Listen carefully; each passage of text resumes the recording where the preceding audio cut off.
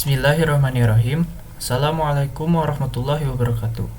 Halo semuanya, perkenalkan kami dari kelompok 7 kelas RPL 2B dalam mata kuliah Analisis Kebutuhan Perancangan Perangkat Lunak. Pada kesempatan kali ini kami akan mempresentasikan hasil kerja kami, yaitu berupa SRS atau Software Requirement Specification dari aplikasi yang telah kami rancang, yaitu aplikasi DigiCode atau Digital Angkot.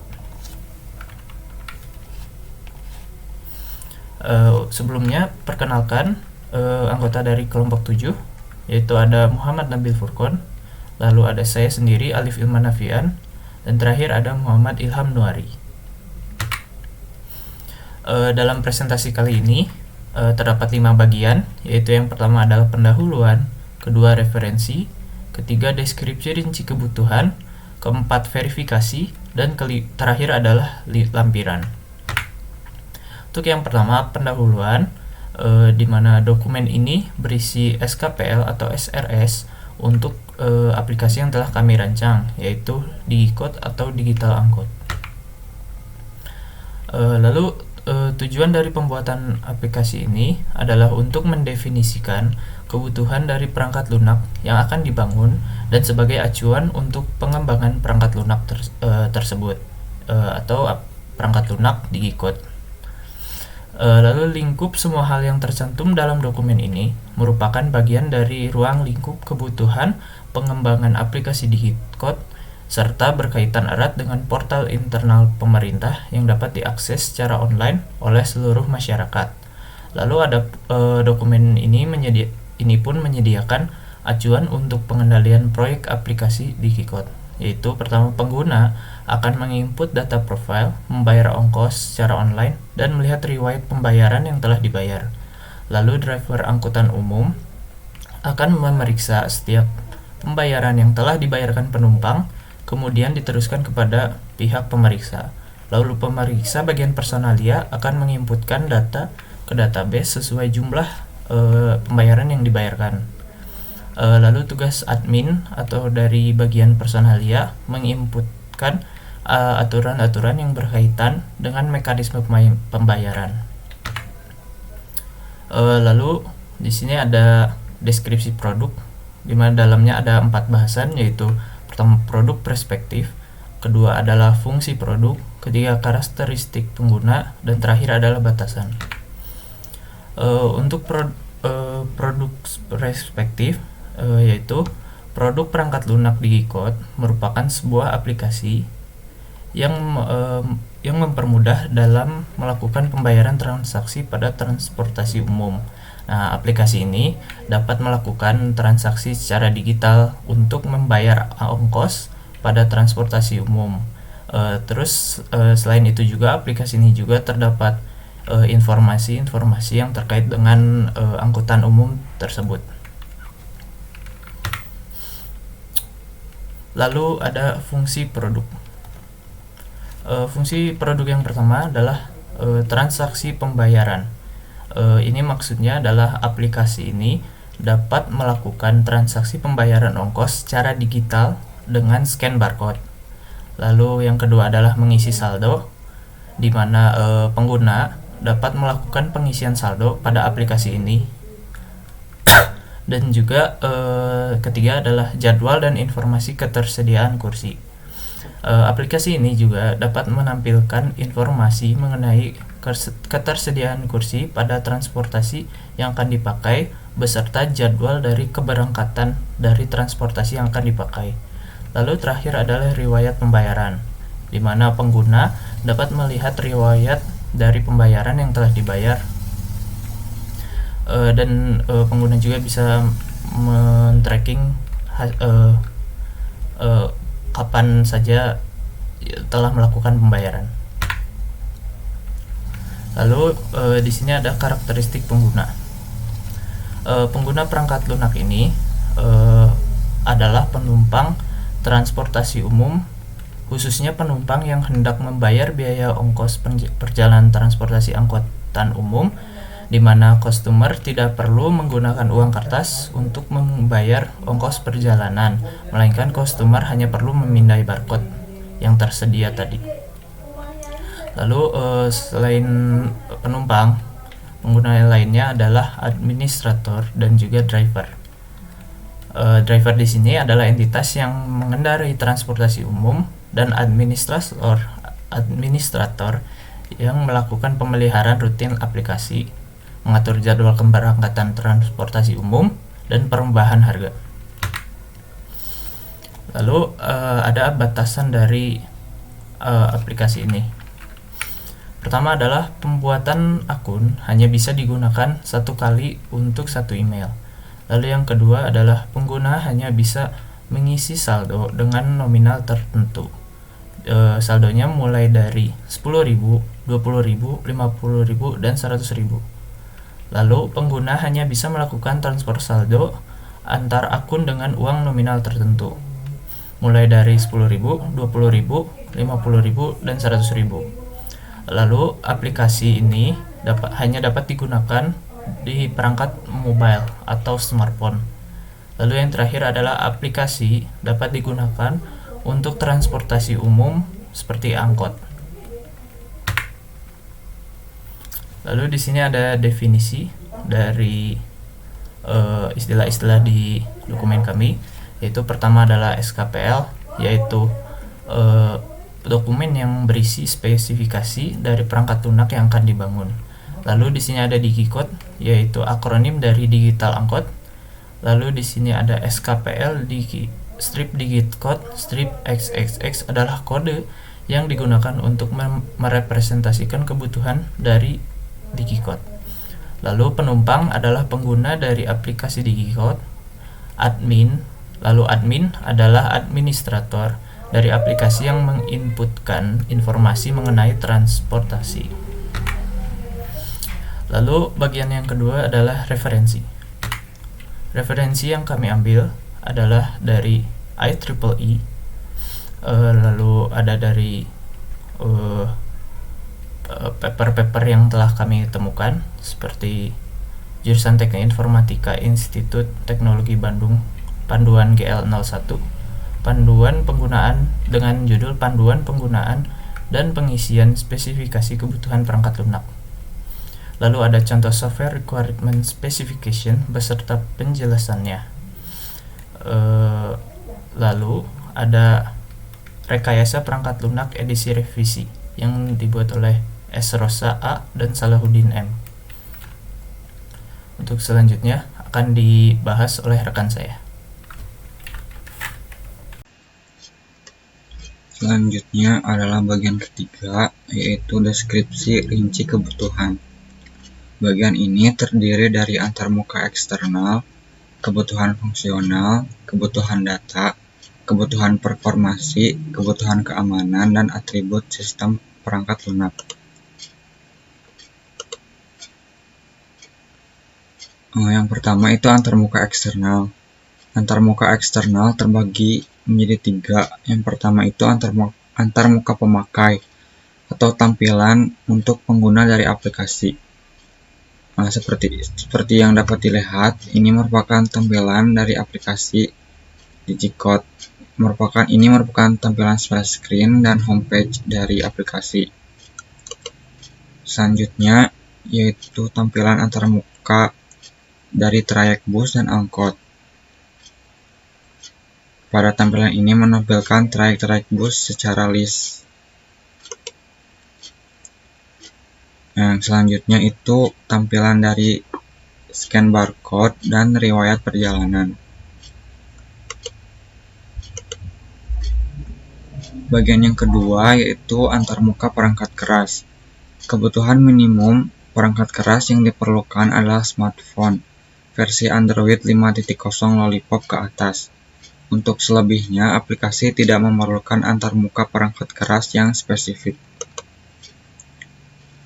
Yang ketiga itu antarmuka perangkat lunak. Yang pertama, Android, yaitu Android software sebagai sistem operasi yang berjalan di smartphone Android. Yang kedua itu iPhone OS, yaitu Apple sebagai sistem operasi yang berjalan di smartphone iPhone. Dan yang ketiga itu Google Pay API, yaitu Google sebagai API untuk transfer uang elektronik. Nah, bagian selanjutnya yaitu kebutuhan fungsional. Kebutuhan fungsional ini didefinisikan oleh DFD atau Data Flow Diagram. Pada SRS ini terdapat dua data flow diagram, yaitu DFD level 0 dan DFD level 1. DFD level 0 atau diagram konteks pada aplikasi ini merupakan menampilkan aliran data dari penumpang, yaitu lokasi tujuan, layanan, di mana data tersebut masuk ke aplikasi dan masuk juga ke angkutan umum atau administrator. Kemudian administrator ini akan mengirimkan data informasi kapasitas penumpang, detail pembayaran ke aplikasi, dan aplikasi akan meneruskannya kepada penumpang atau pengguna aplikasi. Nah, untuk lebih jelasnya, itu ada DFD level 1, di mana data dari penumpang ini akan masuk ke proses mencari lokasi tujuan, dan data tersebut akan masuk ke data store informasi transportasi, kemudian masuk ke proses tampilkan detail pembayaran, dan akan masuk ke proses membayar detail pembayaran tersebut, dan kemudian kepada admin dari angkutan umum, dan data tersebut akan masuk kembali ke data store informasi transportasi. Nah, data tersebut juga akan ditampilkan kembali dan masuk ke data store riwayat pembayaran perjalanan, dan akan diberikan lagi kepada penumpang. Untuk selanjutnya itu ada kebutuhan data. Terdapat dua kebutuhan data, yaitu data statis dan data dinamis. Untuk data statis, yaitu yang pertama data administrator, yaitu data yang mewakili administrator dari angkutan umum atau transportasi. Yang kedua itu data penumpang, yaitu data yang mewakili penumpang atau pengguna dari aplikasi. Dan yang ketiga itu ada data dompet digital, yaitu data yang mewakili dompet digital penumpang. Untuk kebutuhan data dinamis, ada data jumlah saldo, jumlah ongkos, data informasi kursi penumpang, data informasi jadwal keberangkatan. Nah, kebutuhan data ini juga didefinisikan dengan diagram, yaitu ERD atau Entity Relationship Diagram. Diagram ini menampilkan hubungan antar entitas pada suatu sistem. Pada sistem ini terdapat tiga entitas, yaitu entitas penumpang, dompet digital, dan admin atau administrator dari transportasi. Setiap entitas ini memiliki atribut. Misalnya untuk penumpang memiliki atribut ID penumpang, nama, alamat, email, dan nomor handphone. Untuk dompet digital, nomor dompet, nama pemilik, nomor handphone, jumlah saldo, dan PIN. Dan untuk admin, atributnya yaitu ID admin. Nah, setiap entitas ini memiliki hubungan antar entitas. Misalnya, entitas penumpang itu dapat mengisi saldo kepada entitas dompet digital. Dompet digital, saldonya dapat diambil oleh admin, dan admin dapat memberikan informasi kepada entitas penumpang. Selanjutnya yaitu kebutuhan performasi. Yang pertama, aplikasi ini harus dapat melakukan scan barcode untuk pembayaran dengan kecepatan 1 detik.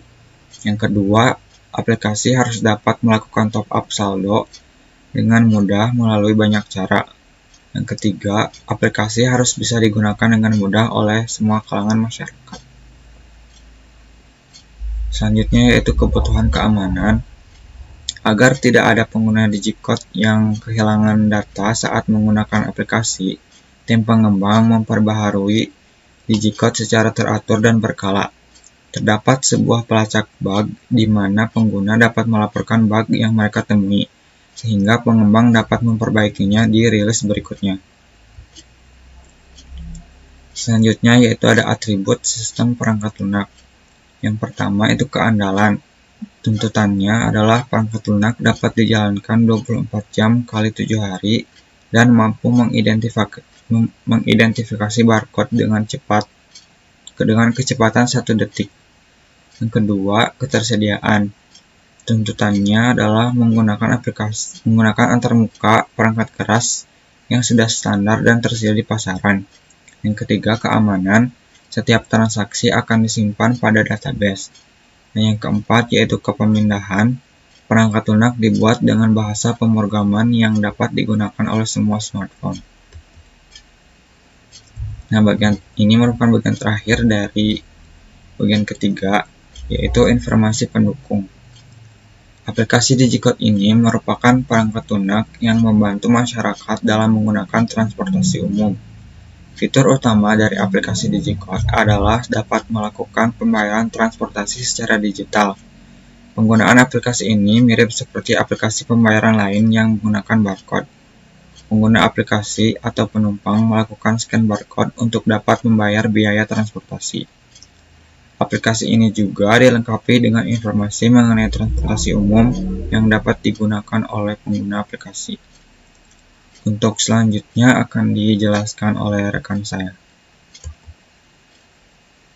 Oke, selanjutnya kita masuk ke bagian verifikasi. Nah, pengertian umum verifikasi adalah proses penentuan dari suatu pernyataan. Verifikasi dan validasi keduanya diperlukan dan saling melengkapi. Keduanya menyediakan set filter kesalahan tersendiri. Masing-masing memiliki cara sendiri untuk mendeteksi kesalahan yang tersisa dalam perangkat lunak. Banyak orang menggunakan verifikasi dan validasi secara bergantian, tetapi sebenarnya keduanya memiliki arti yang berbeda. Proses verifikasi menjelaskan apakah output sesuai dengan input atau tidak, dan proses validasi menjelaskan apakah segalanya sudah diterima oleh pengguna atau tidak. Oke, selanjutnya kita masuk ke lampiran. Di bagian lampiran itu dibagi dua bagian. Yang pertama itu ada asumsi dan ketergantungan. Nah, di asumsi dan ketergantungan ini, DigiCode dikembangkan di Java. Oleh karena itu, membutuhkan Java untuk diinstal pada sistem pengguna. Versi stabil terbaru DigiCode membutuhkan Java versi 7 atau lebih tinggi. Ini berlaku untuk pengguna Android dan iOS. Nah, yang kedua, yaitu akronim dan singkatan. DigiCode itu merupakan nama perangkat lunak yang akan dibangun pada dokumen ini. Nah, SKPL itu spesifikasi kebutuhan perangkat lunak, yaitu dokumen yang berisi mengenai daftar kebutuhan suatu perangkat lunak yang akan dibangun. SRS, Software Specification Requirement, merupakan terjemahan bahasa Inggris dari SKPL. DFD, Data Flow Diagram, adalah diagram yang mempresentasikan aliran informasi dan detail dari informasi. ERD, Entity Relationships, diagram merupakan suatu diagram yang memodelkan relasi pada basis data atau basis data relasional. PL yaitu singkatan dari perangkat lunak. Selanjutnya yaitu, nah, mungkin cukup sekian dari kelompok kami, kurang lebihnya mohon dimaafkan. Wabillahi taufiq wal hidayah. Wassalamualaikum warahmatullahi wabarakatuh.